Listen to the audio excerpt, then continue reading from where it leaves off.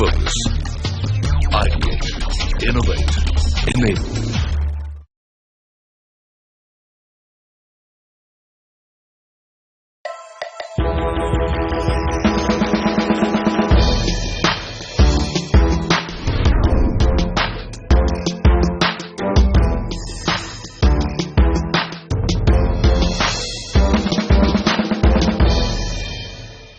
Hello and welcome to the final episode of NSE FinWiz powered by CNBC TV 18 Season 3. Now we've traversed across the country to 21 companies in an aim to impart personal finance knowledge to our viewers. As we get into the last set of investment values for the season, here's a look at our journey so far. Starting our journey at Emphasis in Pune, we travel to Mercedes, L&T, Mahindra & Mahindra, TCS, Distillery, Wonder Cement and many more destinations. NSE FinWiz Season 3 circled around the complete personal finance gamut in the last 21 episodes. Our core topic for today is the fundamentals of personal finance. Look at your life milestone that you have, and that's very easy thumb rule to set up goals. Tax planning or investing for tax purposes, tax saving purposes, should be an ancillary benefit. Every 5-year delay will cost you double. That is why it is important that as soon as possible you start investing for retirement.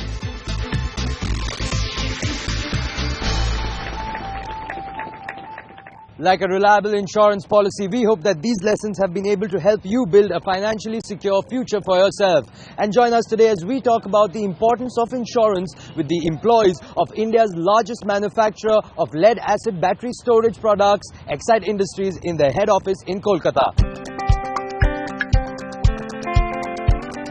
The country's largest manufacturer of lead-acid storage batteries and power storage solutions provider, Exide Industries offers one of the widest range of batteries for every conceivable application in automotive as well as industrial segments. And we're now joined by our two very special experts. We have Kalpesh Asher, who's a CFP and the founder at Full Circle Financial Planners. Welcome to the show, Kalpesh. And we have Harshvardhan Rungta, who's also a CFP with Rungta Securities. Welcome to the show, Harsh. And our core topic for today is insurance. Harsh, when we talk about insurance, I want to start first with life insurance. Is it important for a person to have life insurance? And there are so many products out there in the market. What's some of the maybe 1-2 important points that a person should have in mind when they buy a life insurance policy? Well, Sumit, when you talk about insurance, it's important to understand what is insurance. So let's understand the situation. There are certain events in life which could have financial implications on a person or his family. Now, which could be death of the earning member in the family, which could be illness and hospitalization, could be disability. Now, there are some kind of financial implications if there was a death of the earning member. How do you mitigate this risk? In case you're not there, how do you make sure your family still gets the income that you were generating and the day-to-day expenses of the family is taken care of? So, the process of transferring this risk is called insurance. The institution which takes this risk on themselves is called an insurance company. So, the process is very simple. We're talking about a situation which is going to have financial implication on the family, and you do not want that to happen. Right. So you buy a product, you buy a policy as it is called, which promises you that in case of an untimely demise, your family is going to be compensated for a particular amount, for which you have to pay a small cost, which is called premium. Now, having understood this, let's understand how important life insurance is. If you are the earning member of the family and you have dependents, imagine a situation where something happens to you. So there, we know death is certain. We do not know when it is going to happen. So time is uncertain. If it were to happen, how do you protect your family financially? Emotionally, of course, nobody can replace you. The process is life insurance. Okay. The best form of buying insurance is that you buy in the form of a pure term cover. So it's not a savings element attached to it. It's a pure risk cover. You pay a premium, you get a sum insured. If something happens to you, the family is given the sum insured. And if nothing happens, that is a cost that you have paid to protect your family financially. That's all. Kalpesh, so Harsh says term insurance is the best form of insurance to buy. But people always come back and saying, term insurance, I'm putting that money and if I don't die in that period, I'll lose that money. Secondly, why not do a ULIP? So I'm getting my investments and my earnings together. So what's the thought on that? So this is the most popular misconception we all have about insurance as a product. So when we say, and we have got it injected into our minds, that we are paying something, so we should get something back at the end of it. Now the word misconception why I'm using here is because taking off from the concept of insurance, which is protecting yourself against a potential financial risk, has no returns embedded in it. So just to give a simple example, I will probably draw an analogy from the concept of a health insurance, which is your mediclaim or when you're hospitalized. So you do that, say for a certain amount of 5 lakh or something like that. Now when you do that and you pay a certain premium in that, you wouldn't surely pray day in day out that for 11 months I haven't fallen ill and my premium is still like 1 month pending, so please let me get hospitalized. You will be on the contrary happy that you didn't get hospitalized, and what have you paid for it? A petty premium. So the same concept should be drawn to a life insurance, the term plan concept, that you paid for a protection of a larger risk which your family will incur if you are not there. Now coming to the question which Sumit asked, that the products which are embedded with the investment element in it are the products which are having a high amount of premium also attached to them. And when one and one get to gather there, it is not 3 but it is surely just 1. Because these are disguised products and the same thing. So even the word ULIP, if you were to break up the word, it is a unit linked insurance plan. And the units you are buying is straight linked to the market. And the same word we use in a mutual fund, which is you are buying units. So what's the big difference? And why should I club both the concepts together, which is insurance and investments? So to cut it short, the simple thing is keep insurance and investments separate. Insurance is for protection. Investments are for growth. Harsh, this question is from Ashish Vyas, and he says, how do you make a successful claim in the case of a planned hospitalization? Well, Ashish, it's very interesting that you've asked this question, because while the scope of cover is known to people, there are many a times that the claim is repudiated or it is delayed only because you've not followed the procedures. Now what the process is, the first thing is you should read the claim process in your policy document. By and large, the terms and conditions are similar, which is you need to intimate the company in advance. You need to tell them that this is the kind of hospitalization that you're going to go to, this is the surgery that you have been advised, there has to be a doctor's certificate advising you to undergo a surgery. So attach that with your intimation to the insurance company. When you do that, they will at least put on records and they know that on a particular date in a particular hospital the patient is going to be admitted.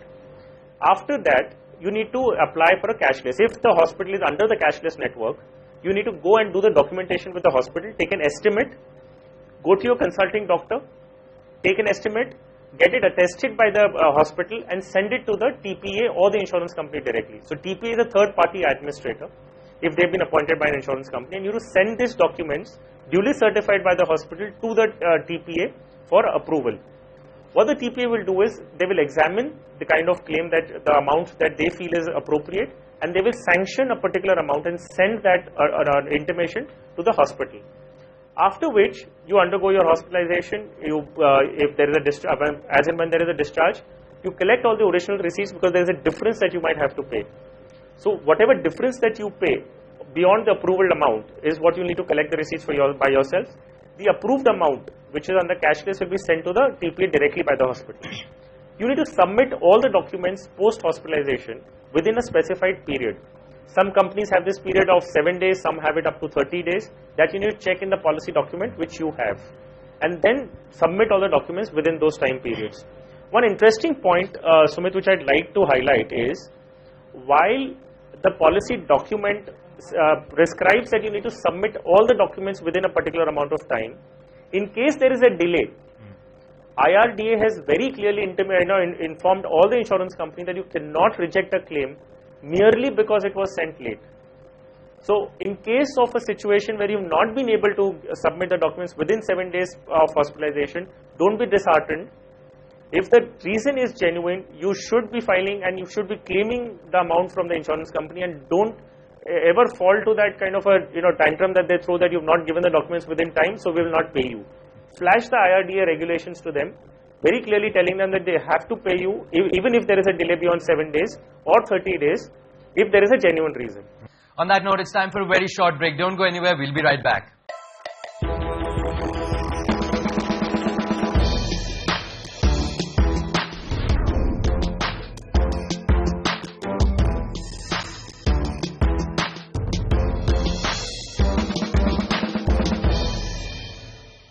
Welcome back. You're watching NSE FinWiz, powered by CNBC TV 18 Season 3. Kalpesh, when we talk about mutual funds, it's a general perspective that mutual funds is only for equity. But that's not true. Mutual funds can get access to the debt market, so which is, could say, equivalent to fixed deposit for ease of understanding, you could say. So, could you tell us a little bit about that? Why is it beneficial to again use the mutual fund route to invest in the debt market? Okay. So, there's a different category apart from equity, which we call the debt-based mutual funds, which is nothing but your fixed income securities. And when we say equities and debt, it automatically sums up into something called a balanced portfolio. So it is not that you are only looking at one type of a product. You are looking at something different also. So for a simple terminology, it could just be risk versus non-risk. It is not elimination of risk, it is lesser amount of risk. So when we say fixed income products, which we would like to know about, so a simple product which comes to every person's mind, if you don't know mutual funds, is your conventional bank FD. Now we are seeing that your bank FD's rate, because of the declining interest rate scenario, your bank FD rates are coming down by the hour or by the month, I would say. So that is not a happy place to be right now. So when you invest, like what Harsh was explaining, in a host of equities, in an equity-based mutual fund, a similar concept is drawn out by the fund manager while purchasing different fixed income securities and making a debt-based portfolio. So if you have a larger term horizon of investment in debt, you would buy government securities of 10-year and 5-year and 15-year term horizons. If you have a shorter term, shorter investment time horizon, you would buy the treasury bills, 6-month paper of the commercial paper which you have, or you would go into small corporate FDs.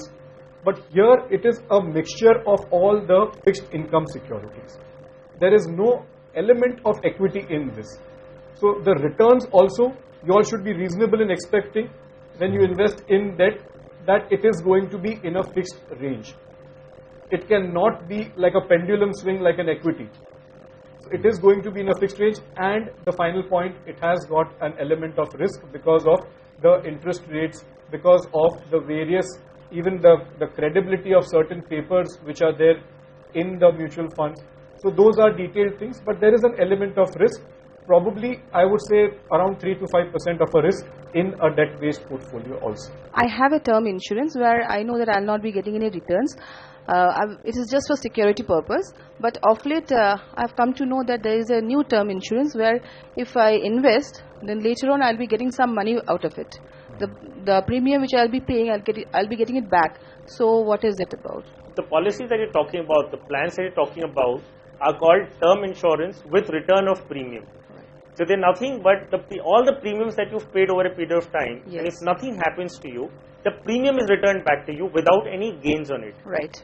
However, when you compare the premium amount, it's going to be almost 3 to 4 times of the regular premium that you pay for a term insurance. Now you need to do the math. Why are you buying an insurance policy? Now take for example, if you're paying a 10,000 rupees for a 1 crore life cover, wherein nothing comes back if nothing happens to you. Or else you pay a 40,000 rupees for a 1 crore cover, and you get that 40,000 into the number of years just simply back in your hand. Wouldn't you be better off investing the 30,000 rupees on your own and making sure that you get that money back in your hand? The second point you need to keep in mind, if something happens to you in the next 30 years, you have paid 4 times more premium for the same cover. In case of demise, the premiums are not returned back. The premiums are returned only in case you live up to maturity. Okay. So if something were to happen to you 5 years hence, you have paid 4 times more premium for the same cover. And what is the value of money going to be? The premium that you paid just by itself, the principal amount after 30 years maybe. So the efficient manner is that you buy a term policy and simply consider it as a cost and not look at anything. These products are developed because of a mentality that people don't like nothing coming back to them. Right. So they address to one set of audience, which is fine. But if you are efficient enough and you're smart enough to buy a term policy right now, I don't think you should look at moving into a return of premium policies. You're watching NSE FinWiz, powered by CNBC TV 18 Season 3. It's time for a short break. We'll be right back.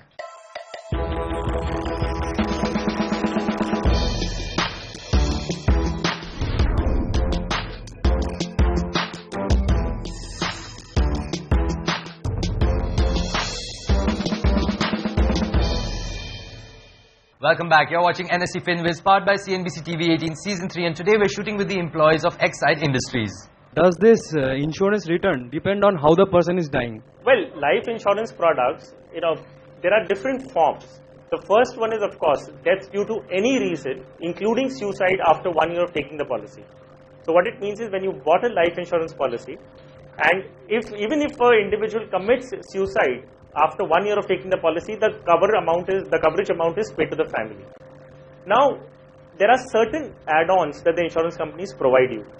Like in case you wish to add, a death due to accident. Okay, so there's an accidental death rider which you can add into it at an additional cost. So which goes on to say, if death occurs due to an accident, then the sum insured which you've taken, say for example 1 crore, and an accidental benefit which was 1 crore, both are going to be given to your family. So that is 1 crore plus 1 crore becomes 2 crores. But the underlying condition is that the death should occur due to an accident only. If death occurs under normal circumstances, non-accidental, then only the sum insured which is 1 crore is paid. So you can enhance the cover in case you feel that there is a specific risk to yourself. If you travel a lot to work, if you're on field, if you're a marketing executive, and you are required to go to different companies, and that's your job profile, that you need to meet your customers, and you know that you're going to be traveling on motorbikes and you're going to be using public transport for that matter, then you may want to add an accidental rider in your policy. For someone in the age bracket of 40s and planning for retirement, what would you suggest as an ideal retirement plan, including all kinds of products, maybe mutual funds, SIPs or equities or FDs? How would one go about it? When you do retirement planning, first of all, we need to understand what is the type of a corpus which you would require. And it all depends basically on, first of all, your present set of expenses. And the calculation is thus done that even if you were to maintain a status quo, that your expenses probably would remain the same. Obviously, everybody would like a little bit of an elevated retired life. But even if you were not to be too optimistic and say that I want to maintain the same status quo, and for the next 20 years, what would be the inflation hitting these expenses? That's how you would come to arriving at a retirement corpus. Now, once that retirement corpus would be arrived at, and believe me, it looks a very scary figure for anybody. So you need to look at that and then accordingly allocate your assets.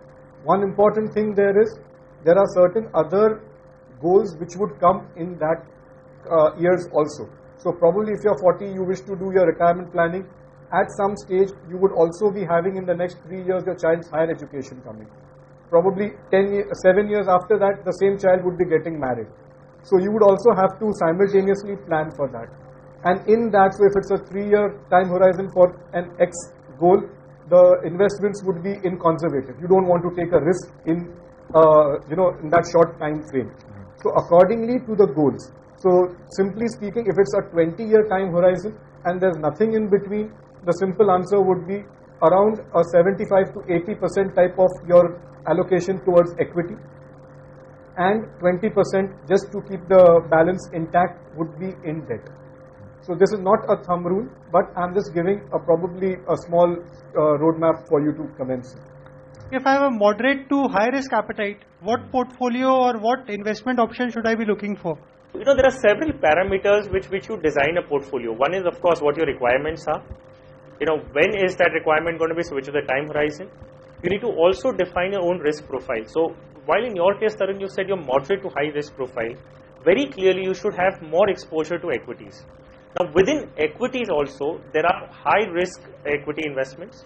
You could start with a small and a mid cap funds. Okay, they have the potential of going up, much faster than the large cap ones, but at the same time, they go down also equally faster. So because you have a moderate to high risk profile, you could bet some bit of or a large part of your money into small and mid cap funds. You need to have some portions into large caps, of course, because they will form the core portion of your portfolio and you will be invested into one of the best companies in the country. So while you talk about moderate to high risk profile, I would say, without knowing all your goals and the time horizon, I would say you could look at even investing up to 80 or 90% of your money into equities. Within equities, as I mentioned, you can go into, a larger portion could go into mid and small cap companies, and, moderately amount could go into large cap. So this is how you could begin thinking about it. But do keep in mind, your goals have to be aligned with your risk profile. You may have a very large risk-taking capabilities, but if your goal is just 1 year hence from now, you need to cool down. You need to come back, because your risk capability does not alter your goal. You still need the money after 1 year and for a particular purpose. Even if you take the risk, you might not meet the goal. So just align your risk profile with your goals also. Well, on that note, thank you so much, Kalpesh. Thank you so much, Harsh. Thank you so much for having us here.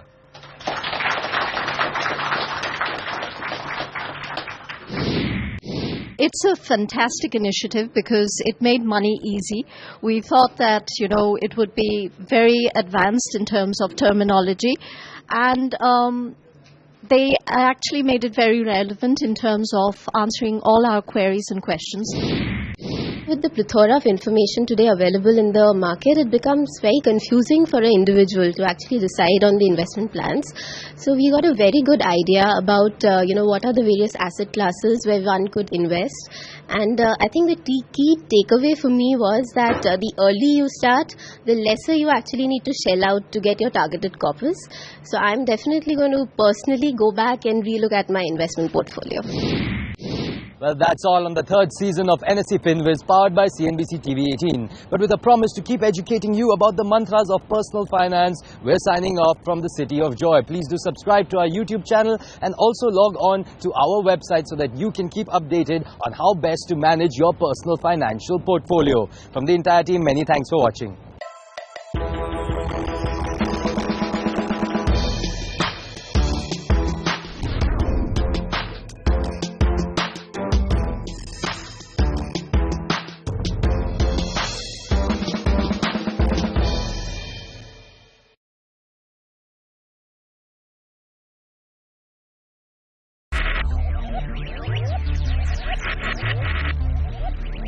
Focus. Ideate. Innovate. Enable.